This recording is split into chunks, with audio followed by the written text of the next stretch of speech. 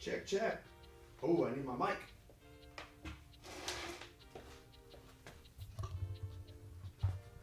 Oh, sorry, started the show and my mic was way over on the other side of my office. Now I'm good to go.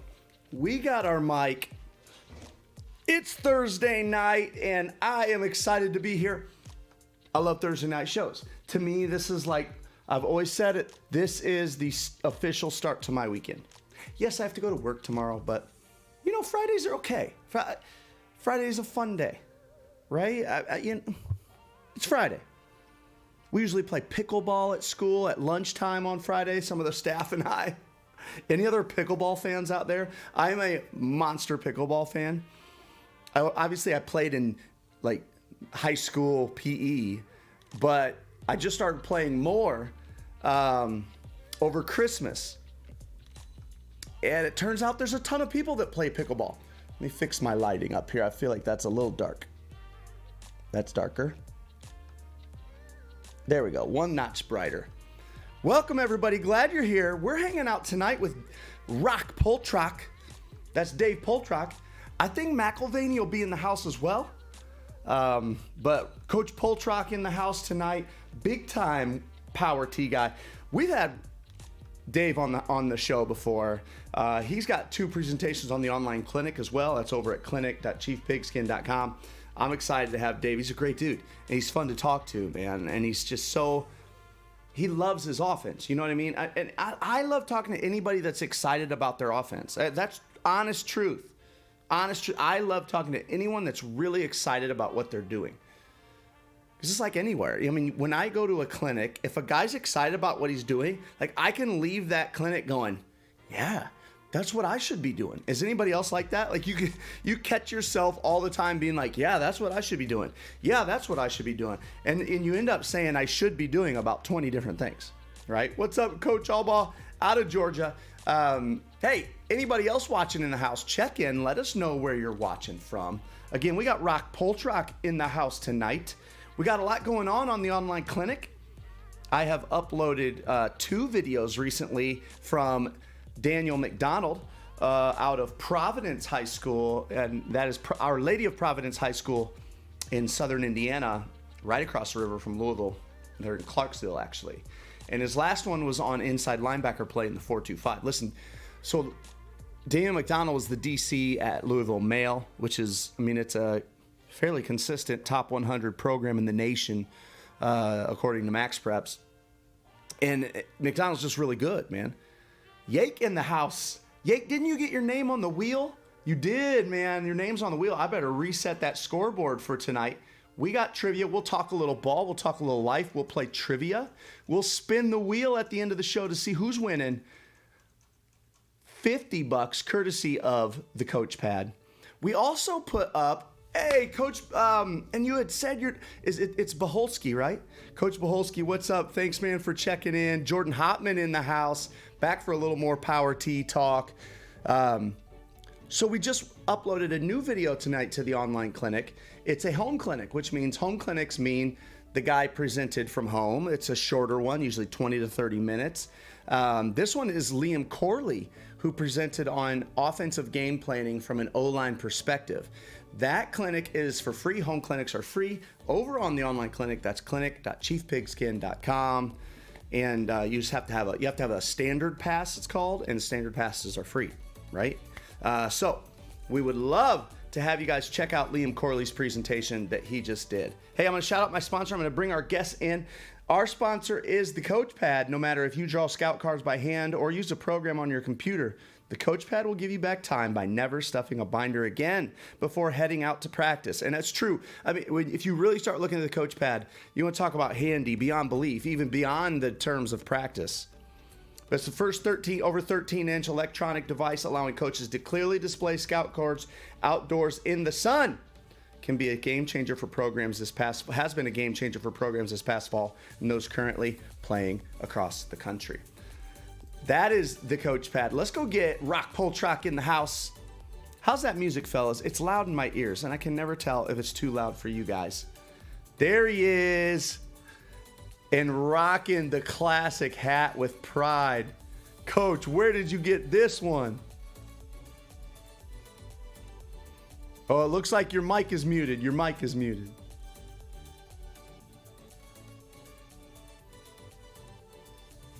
All right, Coach. Hey, welcome. All right. You know, you search the internet long enough for Power T clips, you're bound to run across some weird football, little things you pick up here and there. I found it on the website. So. You found that? That's a fantastic hat, man. Right up your alley. Great to have you on, and I always love how you're sitting in front of the Whitewater banner. Well, it's my backdrop for school. I teach virtually still, so. Are you guys still virtual? Yes. But hey, you started your season, right? No, we did not get the nod. So Milwaukee Public Schools has not had any athletics this year. Wait, but there's other parts of Wisconsin playing spring football, correct? That's correct. I'm currently helping a buddy over at Deerfield, Wisconsin, and some of our other staff members are out helping other programs as well. So right, it's like just trying to stay busy. It's crushing for those kids, and you're teaching entirely virtual. You have been since basically this is been 1 year now. Correct. Yep. Yeah, it's had Isn't its that challenges. bizarre? It definitely had its challenges. I wish sports could bring so much to our kids, but the city of Milwaukee is 3 times the size of any other school district in the state, and Madison, Wisconsin, their public school system is just flirting with the idea of going back, and they're still not offering any athletics either. So it's Madison isn't either. No, they've actually started a football club. So Yeah. One of the coaches in Madison has started his own, private club, and Yeah. he's got sanctioned, I believe, by the WIA to actually play some teams. Good for him, man. Yeah, Good for those kids. Strange, but It is strange, but at this point, for those kids that are seniors, I feel like, hey, go play. I mean, honestly, so my son's a junior. I think I would have, if there was a club, if our school wouldn't have been able to, and there was a club within reasonable distance, I probably would have driven him over to play. I mean, he's no superstar, but I want him to play. You know what I mean? It's just, it is what it is. You only get, the window in your life where you get to play is so tiny. It's so tiny. I hate to see anyone miss it at all. And when you get old and crusty, you try to fill that void of, if you're not coaching and you still that competitive spirit, it's like I see my friends doing fantasy football or, a bowling league or dart ball or horseshoes or softball. It's like I feel lucky that I'm involved in coaching. I still can, scratch that itch. Right. Right. Well, a couple more guys checking in. We got Jason Kazar of the Coach Pad has checked in. He's our sponsor, giving away $50 tonight to our trivia winner for the week whose name gets pulled up on the wheel. Brian Gaskin in the house checking in. Welcome, Coach Gaskin. And Thomason in the house. Of course, Thomason in the house, man. He's already got his name on the wheel twice, going for a third time with his name on the wheel. Coach, guess what kind of bar they're putting in downtown Champaign? Literally, across the street from my office right now. It's an axe throwing bar. Have you ever been to one of those? I have. How was it? Competitive. You felt safe. You did. Yeah, you kind of had a babysitter. Okay. Obviously, we got to. If you're serving alcohol and throwing axes, unless you're a Viking, I mean, you better have some supervision. It was more competitive than I thought it would be, and I went with the wife and another couple, and we had a good old time. I think it sounds Try like it a out, blast. Man. I know when I heard that was what was going in, you do a double take. You're like, wait, a what? A what's going in? How many of you guys in the chat have ever been to an axe throwing bar? Again, you're right. That is a strange combo to put together. Drinking and throwing axes. He said they have one there in Dayton, Coach Gaskin says. Coach, March Madness is about to start. Who's your team? Well, normally be the Badgers. I stick pretty near and dear to Wisconsin. I mean, how can you not? Well, I mean, they'll be in the tournament. That's all it takes is a chance, right? So it's Wisconsin. Now, I don't know if you heard, but my Illini, they're pretty good right now. Coach, they're playing good ball. And and Brett Bielema's down there are, the guys we kick out of Wisconsin, you pick right up. I mean, that's a good fit for you, I think. Leftovers, apparently. I do too. When he first got hired, I was a little like, but he has had a great start to his job down here. And as an Illini fan, I'm hopeful. I am hopeful. I think again, all I can ask for is that he's been off to a good start. He's started off with a great relationship with our coaches association. Mm-hmm. That's a big deal, right? That's a big deal. I mean, I'm under no illusions that we're all going to get this direct access to our coach, but all I'm asking for is a phone call a year. Put up the fence around Illinois, compete with Northwestern, right? Because they draw kids and they draw that Chicago area and they want to be Illinois' team. And, Bielema had some success at Wisconsin, no doubt. And he's also, an Iowa guy, a Wisconsin guy. Illinois fits right in for him. I think so. I like the approach he's taken too, man. Hard nose and a priority of running the football. He has made he has not skirted around the idea. He's like, we will run the football. Like, he's just determined. We are running the football.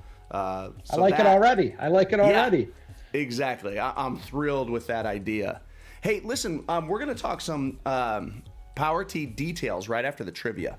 But before we talk Power T details, I want to talk some general Power T. Does at Reagan High School, so you guys, anybody that doesn't know, Dave Poltrock is the offensive coordinator there at Reagan High School in Milwaukee, and has been running Power T for how long?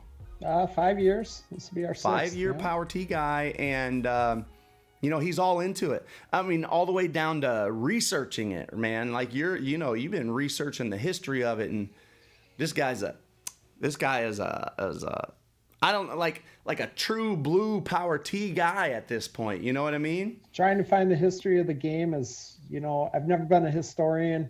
I know a lot of head coaches are social studies guys, right? And I'm a Phi Ed guy, and I finally got into some history of the ball and the first forward pass, and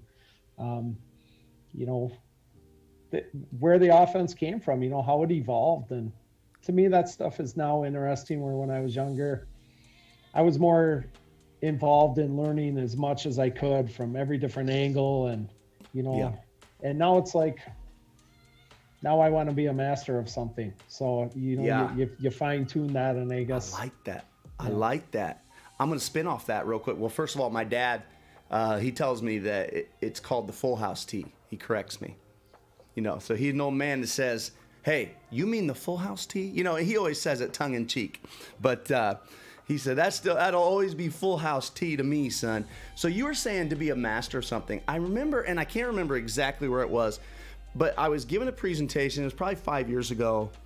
And it was that exact thought that you just said. I wanted to be an expert in something. I remember I was giving a presentation, and I used the picture of Sam. I think it's Sam Hart's character in Jurassic Park, right?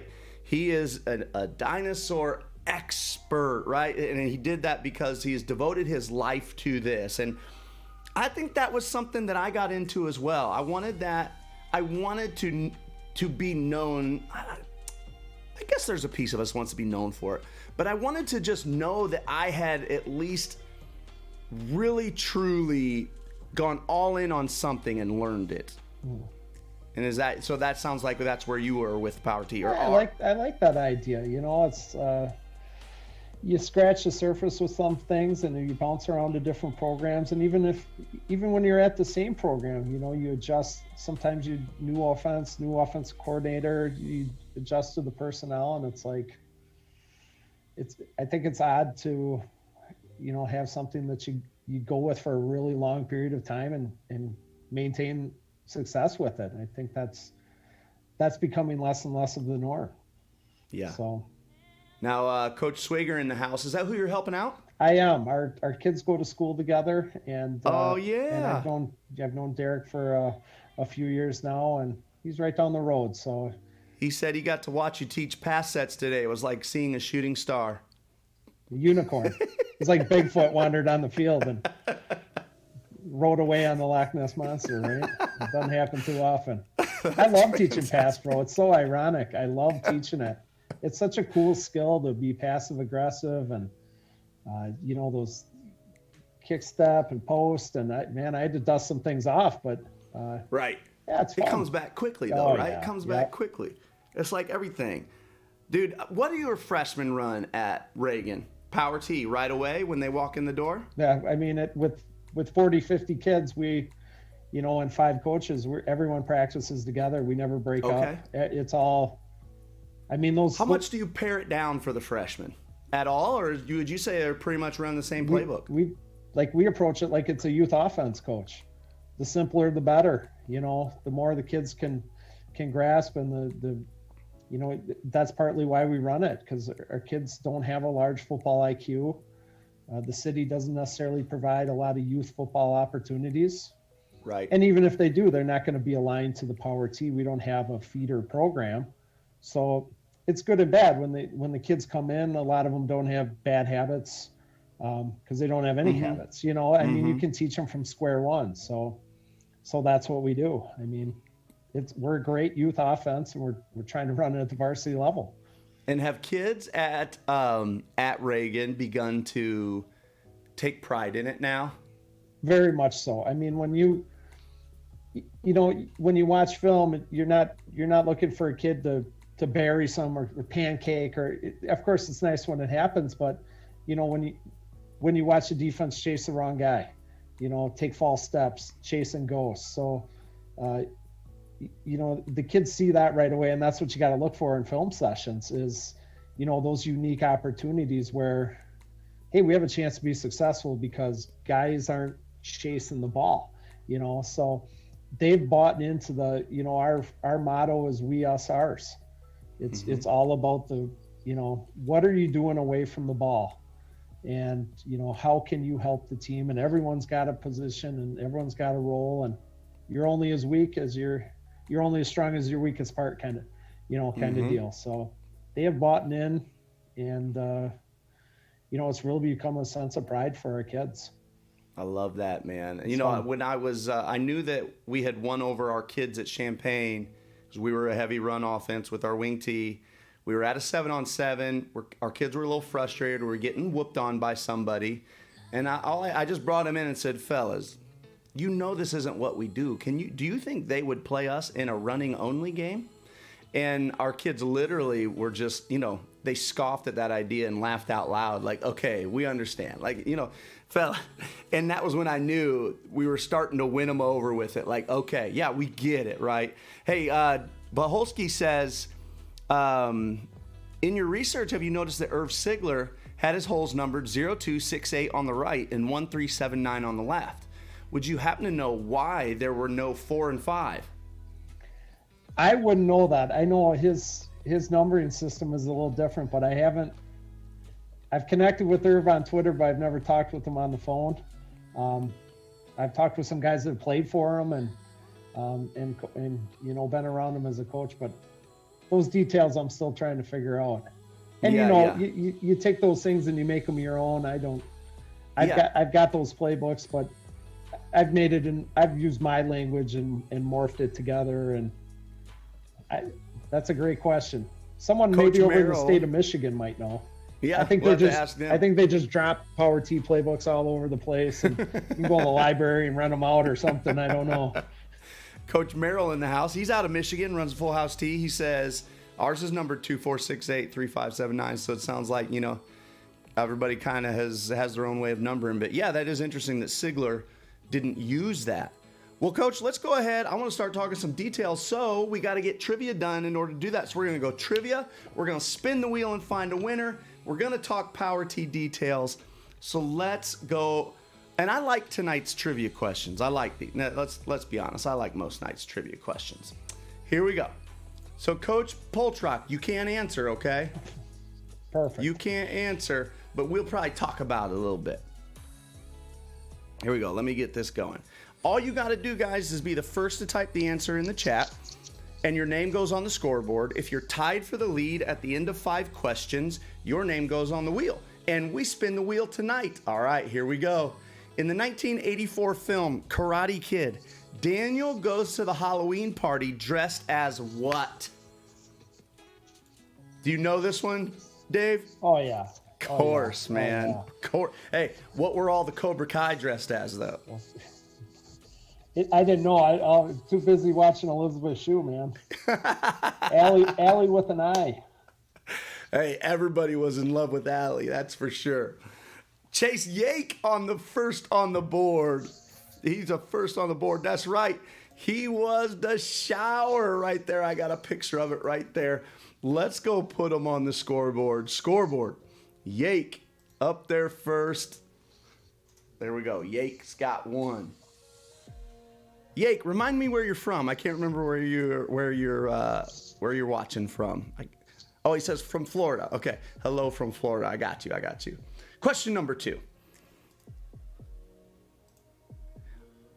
On the evening of April 18th, 1775, Paul Revere asked the fellow patriots to light lanterns in the belfry of Boston's Christ Church. How many lanterns were they to light?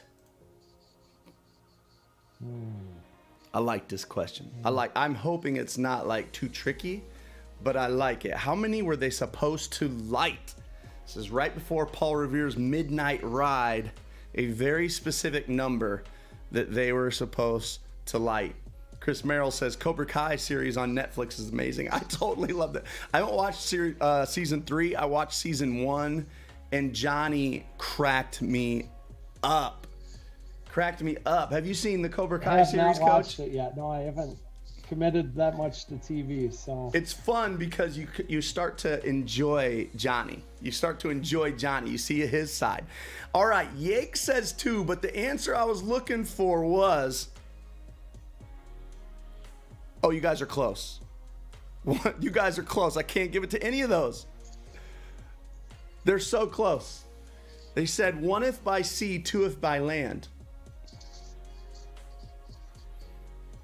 But I think there it is. Hotman's got it. 1 if by land, 2 if by sea. That is correct. It was 1 if by land and 2 if by sea. Coach, do you know how many they ended up lighting? I do not, Coach. They ended up lighting 2. It was 2 that night. All right, on the scoreboard. Hotman's on the scoreboard. 1 if by land, 2 if by sea. Hotman has 1. Yake has 1. 3 questions left. Here we go.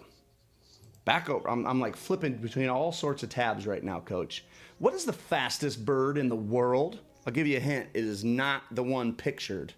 The fastest bird in the world. I'm curious to see who can get this. When this bird, Coach, can be clocked at 200 miles per hour. Can you imagine that? 200. That is mind-blowing. And if you're prey, what chance do you have? Hotman says, I knew my history degree would come in handy.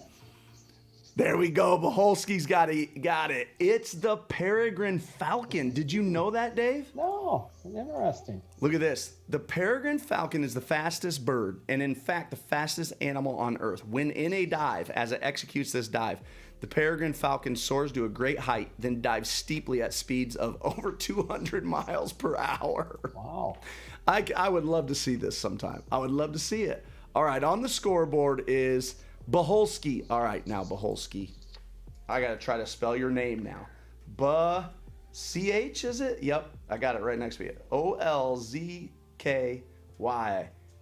Boholski. Got 1. All right, we got a 3-way tie at the top, Coach. 1 apiece for 3 guys. Question number 4. Which Canadian province have I forgotten? British Columbia, Saskatchewan, Ontario, Quebec, Newfoundland and Labrador, Nova Scotia, Alberta, Manitoba. There's 1 I have not named. Coach, you're a Wisconsinner. You're right there by Canada. You should know this, so, right? Like Letterkenny involved in there somewhere? Or... You don't know. You're not a Letterkenny fan, obviously. Huh? I'm not. I don't know what that is. That's a TV show. Letterkenny? Letterkenny. It's a Canadian. It's hockey. Okay. Yeah, it's Wait, I feel like somebody may have told me about this show. Is it like really, what's it called? Letterkenny? Letterkenny. That's small town Canadian hockey, farmers. I'm going to look that up. Yeah. Okay, there were actually two that I didn't name, and they've got one. Thomason's got one, Northwest Territories. The other one I didn't name was None of It. None of It. All right, on the scoreboard there is Thomason. You know you guys couldn't shut Thomason out.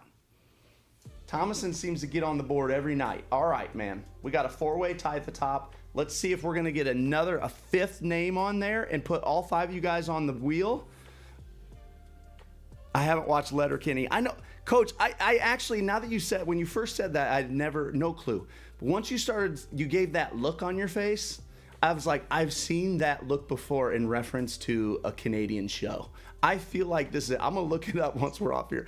Question number 5, guys. Last question. Let's see what happens. There it is. None of It. In Northwest Territories. Looks like pleasant life up there. Who won the Heisman Trophy 2 seasons ago? 1 season pre-COVID. 2 seasons ago. Just 1 season pre-COVID. Who won the Heisman Trophy? I'm always amazed at how quickly my brain forgets these facts, Coach. Yeah. I'm like the worst football coach when it comes to memory of scores, names. You know, kids come up to them like, who are you? I know you played for me a couple of years ago, but I can't remember. I mean, oh, that happens all the time. It's awful. You feel bad, too, because the moment they walk away, you're like, you remember about 4 stories about them. Like, we're at this game at this place. And Gaskin gets it. That's right. It was Joe Burrow. That's correct. Joe Burrow, the season before last. Coach, I got 4 names here going on this scoreboard. Let's go spin the wheel right now. Here we go. I'm going to copy these. Yake, Gaskin. Okay, copy these. Let's go over to the wheel, guys, and we're going to spin this. Winner's getting $50 courtesy of the Coach Pad. And then we're going to talk some Power T. There we go. Okay, we got all the names on. Gaskin, Thomason's on 3 times. Boholski, Hopman, Yake's on twice, I think. Yep. Merrill, Weiland, Reitz, Hughes, Johnson, and Eddings, guys. Here we go. Let's spin this wheel and see who is $50 richer. Come on, baby. No whammies, no whammies. Big money, big money. Looking good, Thomason or Boholski. Thomason, not to be denied this week. Coach Thomason. Thomason, hit me up on Twitter at @TheChiefPigskin or look me up at Nate_Allbaugh and send me a message. How would you like your money? PayPal or Venmo? Send me your email so we can get that out. Thanks so much, guys, for playing trivia with us this week. That was fun. I love playing trivia.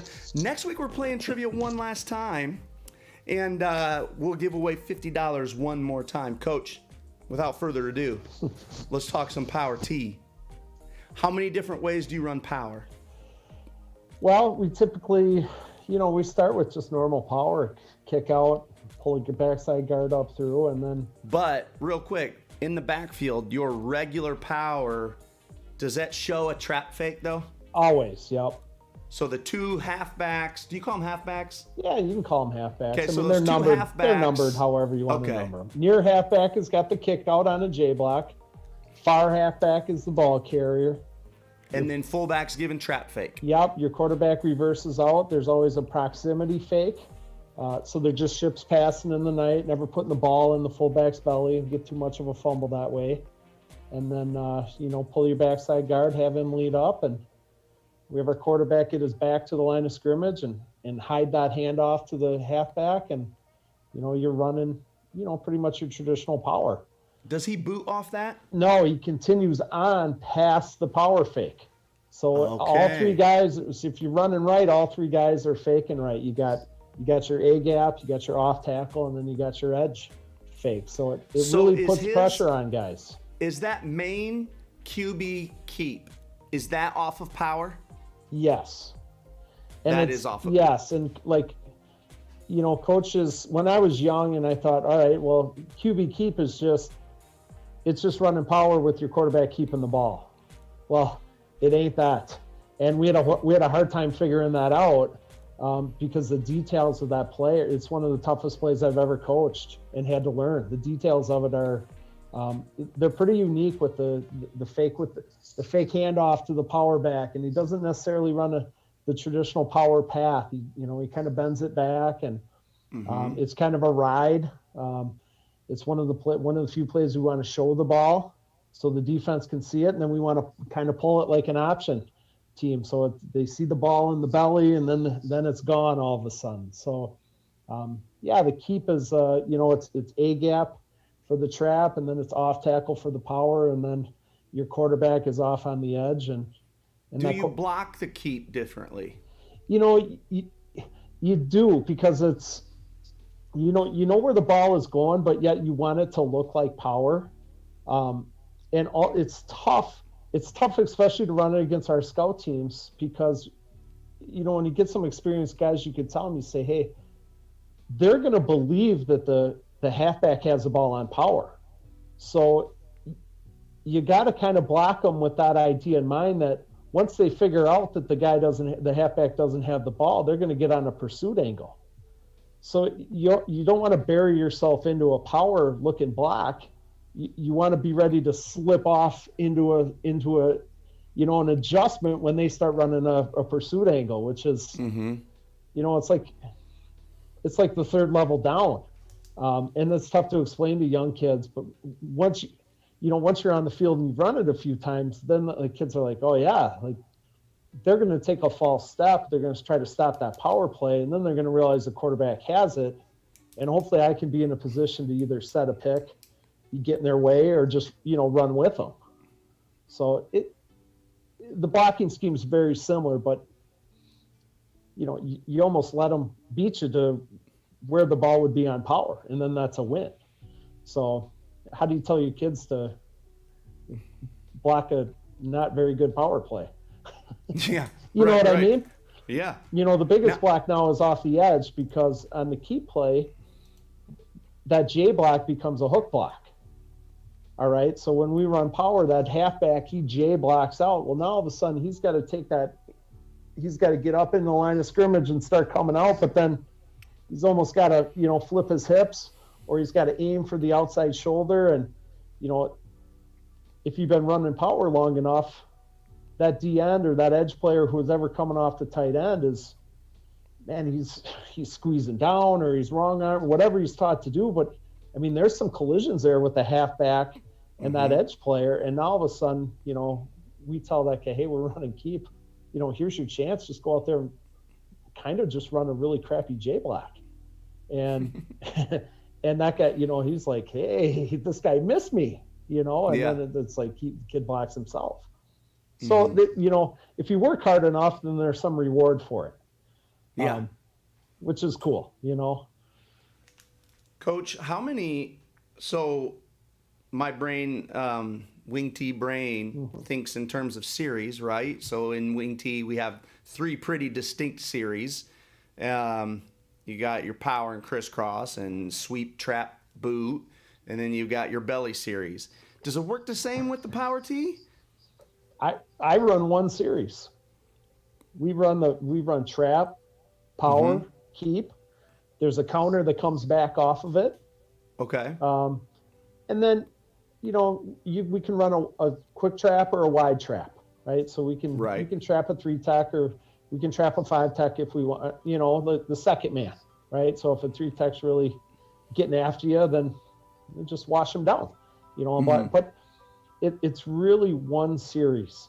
And when we first started, the playbook was maybe 15 plays, and now we've taken it down to about 9 or 10 plays, right? No kidding. So it's really one series. Now, a lot of teams will supplement and add plays that they're kind of one-offs, like you can run midline, you can run just a belly. It sets up for sweep really nice. Some teams run toss. And, I can see why teams expand. And if they got the time, the coaches, the talent, the players, But like I said, we're a youth offense. It's like, well, let's run belly. We already got an off tackle play. Let's run sweep. Well, we already got an edge play with our quarterback. Why don't we just spend time running those plays better and getting really good at them? And like we've taken that to heart, and you can't talk me into adding much more.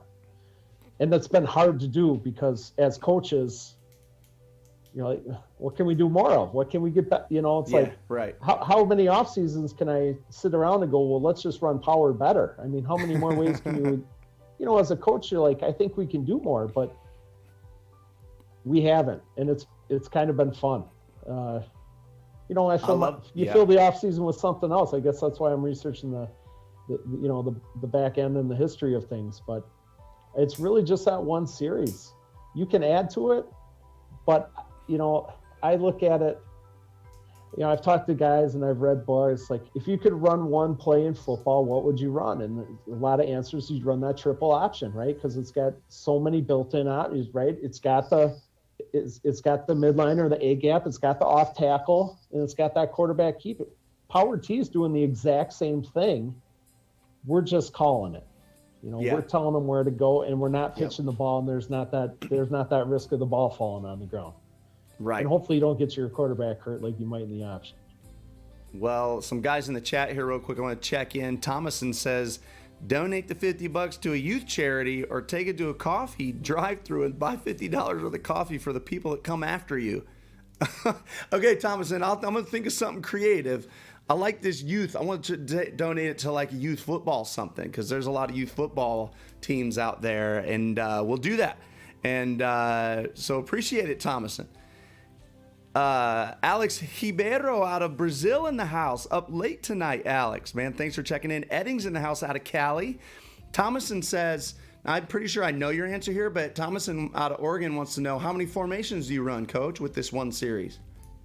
We used to run a wing. We put a split on, but last season, 100% T. Maybe every now and then we'll go do an unbalanced and do tackles over, but because we punt out of the T formation too. So how do you punt out of the T? We back up one of our halfbacks a little bit, our left halfback, and our quarterback just reverses out, pitches it to him, and we rugby style punt it 2 steps and kick it out of bounds. Is that your doing, or did you see someone else do that? We made that up. We've put in a couple different blocking schemes out of it. I mean, every now and then we'll just back the quarterback up and move the fullback over, and it all depends on who can kick the ball. And yeah, sure. If we had a left-footed kicker, man, then we'd surprise a whole lot of people, because then we toss it the other way, and we let our right halfback kick it instead of our left halfback. But right. We've done traditional punt too, but it saves us a lot of time in practice without teaching a long snapper, covering lanes, and it's another play for us, punt. Let's see. Thomason says that they use one formation too, but they run 2 series in their wing T. Thomason, which 2 series do you run?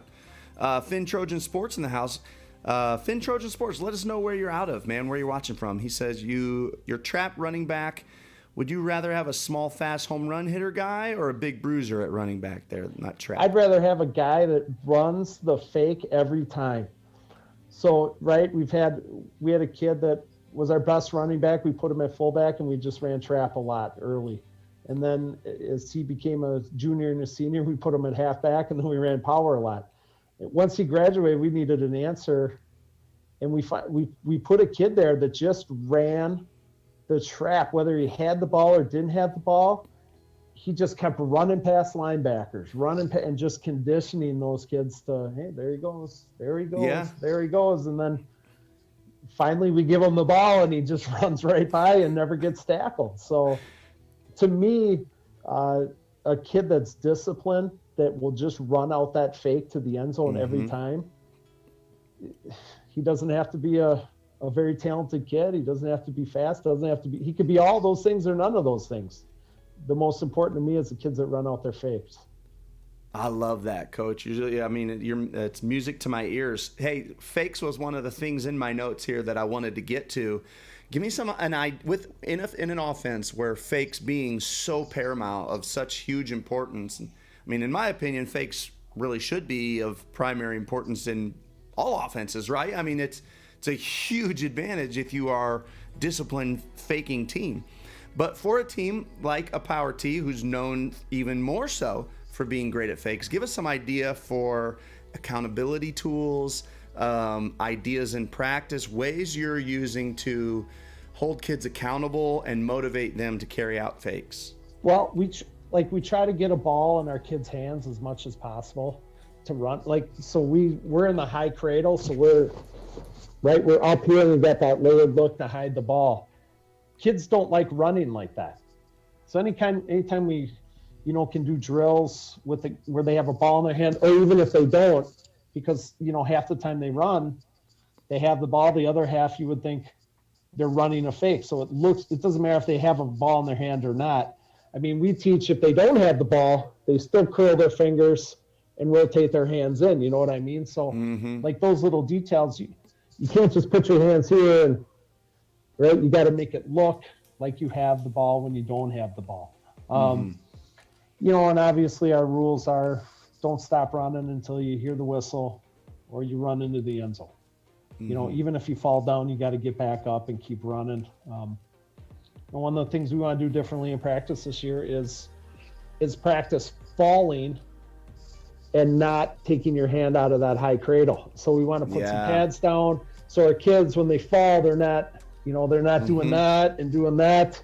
So they're just falling on their arms. And, that's tough to get a high school kid to do. But, as soon as those arms come out of that high cradle, we're telling kids, hey, man, that's just you being selfish.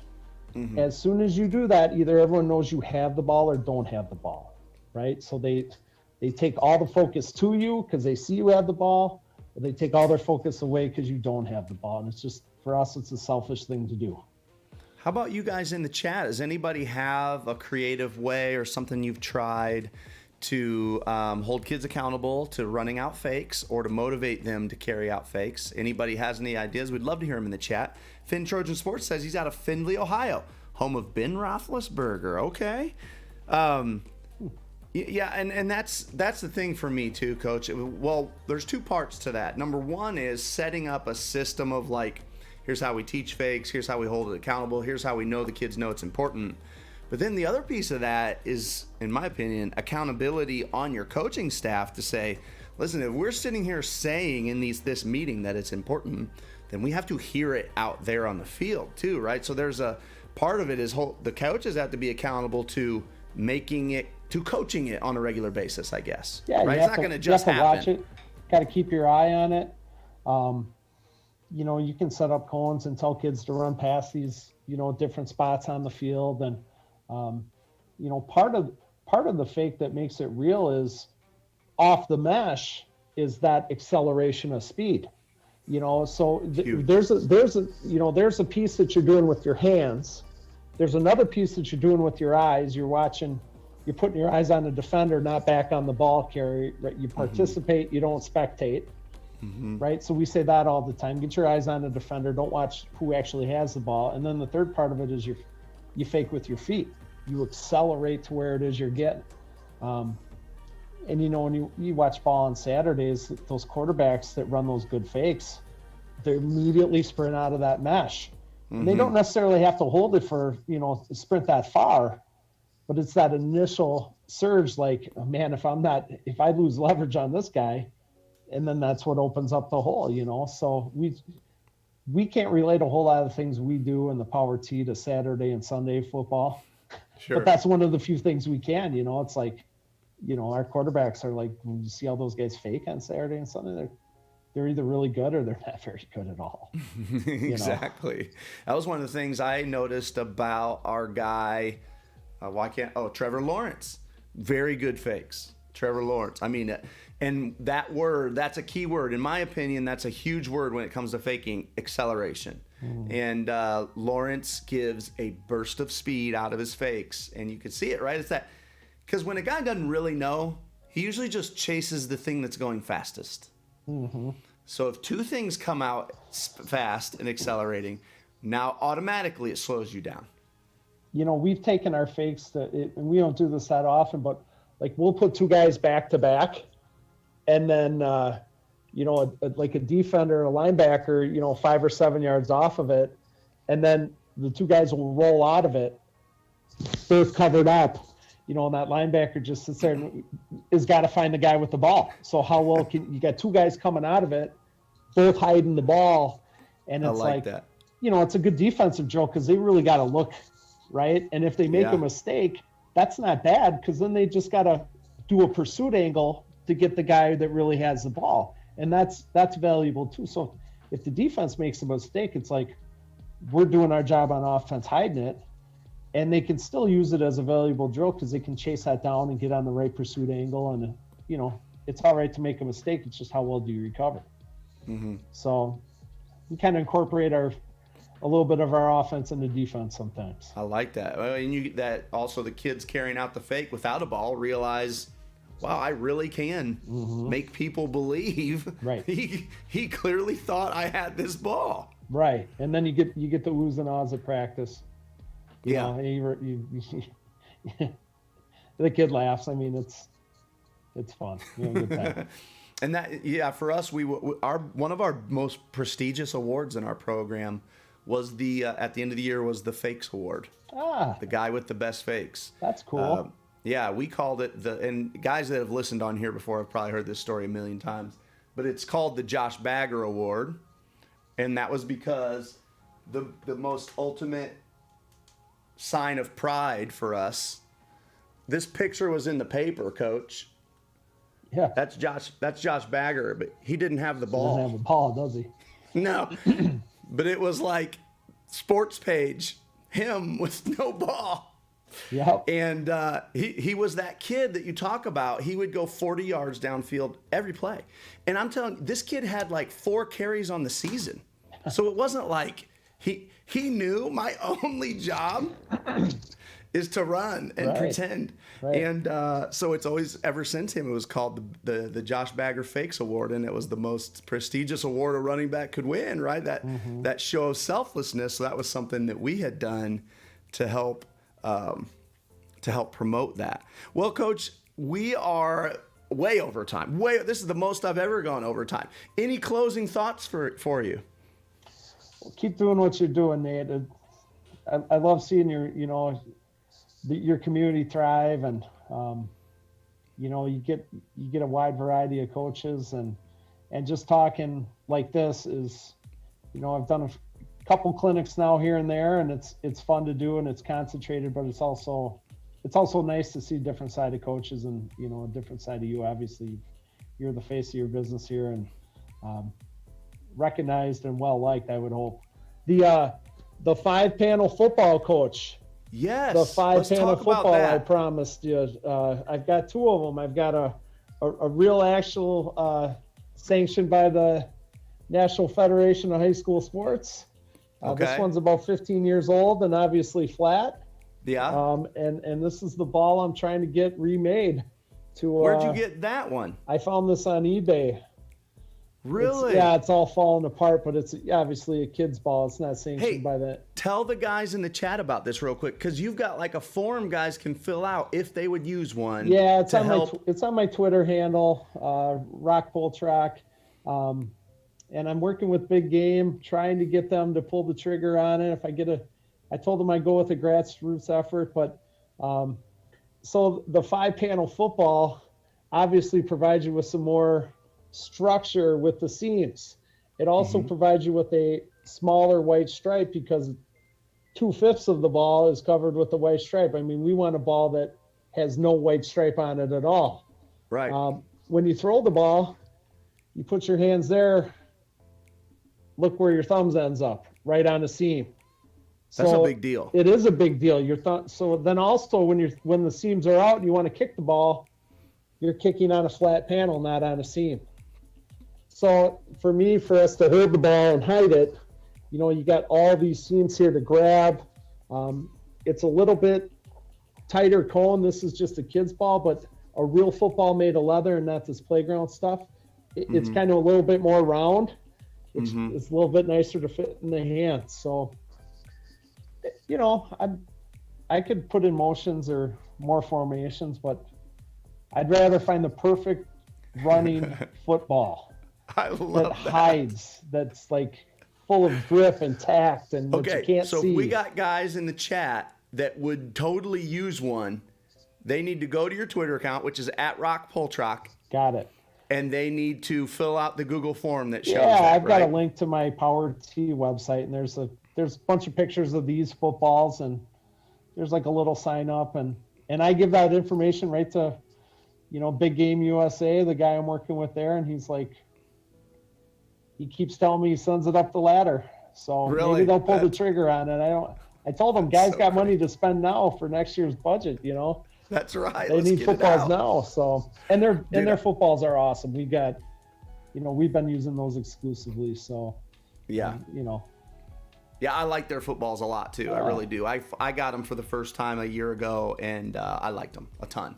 So, all right, guys. Well, one last plug here, fellas. Give us a thumbs up if you haven't. Subscribe if you haven't. Check out our sponsor, the Coach Pad. Very grateful to Jason for sponsoring this year. I do need to shout him out one more time. Listen, the Coach Pad is about not taking scout cards out to practice anymore because it's all on this tablet. And this is a 13 and a third inch tablet that you can clearly see in the sun. It's incredible. It's got that Amazon Kindle technology. Check them out. Click the link below, the Coach Pad. Check them out, guys, and follow them on Twitter @the Coach Pad.